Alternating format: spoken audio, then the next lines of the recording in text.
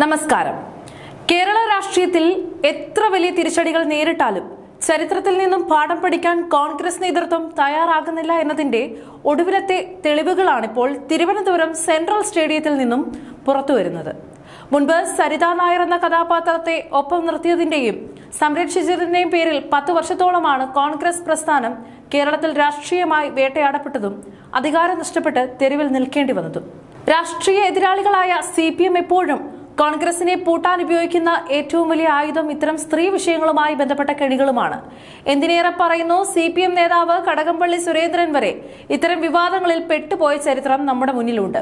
എന്നാൽ പുതിയ UDF സർക്കാർ അധികാരമേറ്റ് ജനപ്രിയ പ്രഖ്യാപനങ്ങളുമായി മുന്നോട്ടു പോകുന്ന ഈ സുപ്രധാനമായ സമയത്ത് പാർട്ടിയെയും ഭരണത്തെയും വീണ്ടും നിഴലിലാക്കാൻ പോകുന്ന ചില വ്യക്തികളുടെ അതിപ്രസരമാണിപ്പോൾ സോഷ്യൽ മീഡിയയിലടക്കം വലിയ ചർച്ചയായിരിക്കുന്നത്.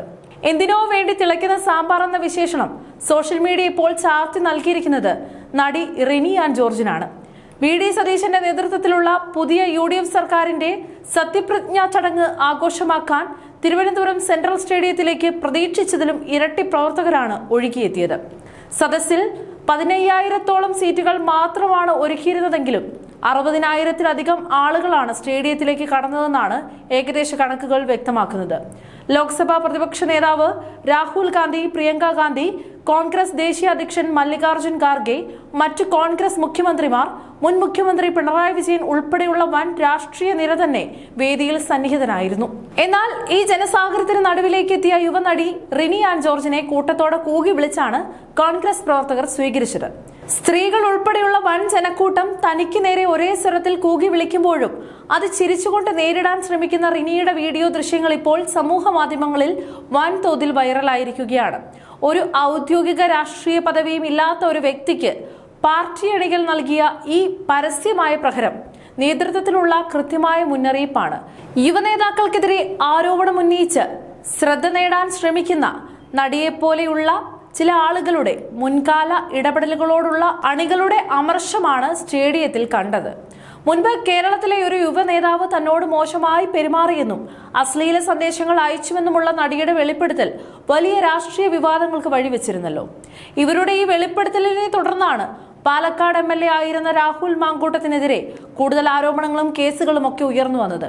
ഇതേ തുടർന്നാണ് രാഹുലിനെതിരായ ഓഡിയോ സന്ദേശങ്ങൾ പുറത്തു വന്നതും പീഡനത്തിനിരയായ പെൺകുട്ടി മുഖ്യമന്ത്രിക്ക് പരാതി നൽകിയതും. മുഖ്യമന്ത്രി VD സതീശനുമായി വളരെ അടുത്ത ബന്ധം പുലർത്തുന്ന ആളാണ് താനെന്ന് അവകാശപ്പെടുന്ന റിനി മുഖ്യമന്ത്രി പ്രഖ്യാപനത്തിന് തൊട്ടു പിന്നാലെ കുഴിച്ചുവിടാൻ നോക്കിയിട്ടും ഉയർന്നു വന്നവന്റെ പട്ടാഭിഷേകമാണ് ഇനിയെന്നും പത്മനാഭന്റെ മണ്ണിൽ ഇനി എന്റെ ഈ പത്മനാഭൻ വാഴുമെന്നും വൈകാരികമായി കുറിച്ചിരുന്നു. പാർട്ടിയെ അധികാരത്തിലെത്തിക്കാൻ ചോര നീരാക്കി പണിയെടുത്ത യുവ നേതാക്കളെ ഇത്തരം വിവാദങ്ങളിലേക്ക് വലിച്ചിഴച്ചതിലുള്ള കടുത്ത പ്രതിഷേധമാണ് അണികൾ ഇപ്പോൾ പരസ്യമാക്കിയിരിക്കുന്നത്. സത്യപ്രതിജ്ഞാ ചടങ്ങിനിടെ കോൺഗ്രസ് പ്രവർത്തകർ കൂട്ടത്തോടെ കൂകി വിളിച്ച സംഭവത്തിൽ കടുത്ത ഭാഷയിലാണ് നടി റിനി ആൻ ജോർജ് പിന്നീട് പ്രതികരിക്കുകയും ചെയ്തത്. ഫേസ്ബുക്കിൽ പങ്കുവച്ച കുറിപ്പിൽ തന്നെ കൂവിയവരെ ചില കുലം കുത്തികൾ ഓരിയിട്ടുവെന്നാണ് റിനി വിശേഷിപ്പിച്ചിരിക്കുന്നത്. തന്റെ ജീവിതത്തിലെ ഏറ്റവും മനോഹരമായ സുദിനമാണെന്നും താൻ സ്നേഹപൂർവ്വം MLA എന്ന് വിളിച്ചിരുന്ന വ്യക്തി കേരളത്തിന്റെ മുഖ്യമന്ത്രിയായ ദിവസം തന്റെ സ്വപ്ന സാക്ഷാത്കാരമാണെന്നും റിനി കുറിച്ചു.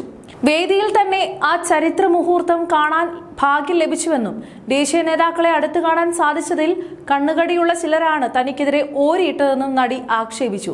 തന്നെ കൂവി വിളിച്ചവർ കോൺഗ്രസുകാരാണെന്ന് കരുതുന്നില്ലെന്നും യഥാർത്ഥ കോൺഗ്രസുകാർ അത്രയും സ്നേഹവായ്പോടെയാണ് തന്നോട് പെരുമാറിയിട്ടുള്ളതെന്നുമാണ് നടിയുടെ ന്യായീകരണം.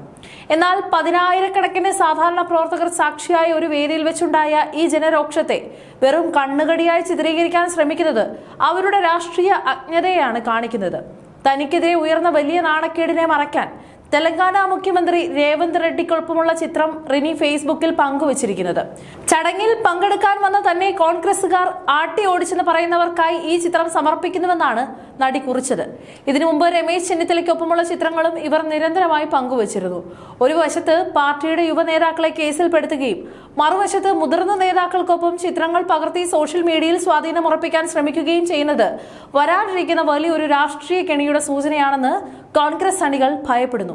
വോട്ട് ബാങ്ക് രാഷ്ട്രീയവും ജനപ്രീതിയും നിലനിർത്താൻ കോൺഗ്രസ് ശ്രമിക്കുമ്പോൾ ഇത്തരം വിവാദ വ്യക്തികളെ പാർട്ടിയുടെ ഔദ്യോഗിക വേദികളിൽ നിന്നും ഉന്നത നേതാക്കളുടെ അടുത്തു നിന്നും എത്രയും വേഗം അകറ്റി നിർത്തേണ്ടത് അനിവാര്യമാണ്. മുൻപ് ഉമ്മൻചാണ്ടി സർക്കാരിന്റെ കാലത്ത് സരിതാ നായരെ ഒപ്പം നിർത്തിയതിന്റെ പേരിൽ കോൺഗ്രസ് അനുഭവിച്ച മാധ്യമ വിചാരണകളും മാനക്കേടും ചെറുതൊന്നുമായിരുന്നില്ലല്ലോ. ഇപ്പോൾ അധികാരം തിരിച്ചുപിടിച്ച ഈ വേളയിൽ സമാനമായ ഒരു സാഹചര്യം വീണ്ടും ഉണ്ടാകാൻ കോൺഗ്രസ് നേതൃത്വം അനുവദിക്കരുതെന്ന് സോഷ്യൽ മീഡിയയിൽ വ്യാപകമായ ആവശ്യവും ഉയരുന്നുണ്ട്. ഈ ഒരു അവിശുദ്ധ കൂട്ടുകെട്ട് ഇപ്പോഴേ എടുത്തു കളയുന്നതാണ് കോൺഗ്രസിന്റെ രാഷ്ട്രീയ ഭാവിക്കും പുതിയ സർക്കാരിന്റെ സുഗമമായ ഭരണത്തിനും നല്ലതെന്നാണ് രാഷ്ട്രീയ നിരീക്ഷകരും വിലയിരുത്തുന്നത്.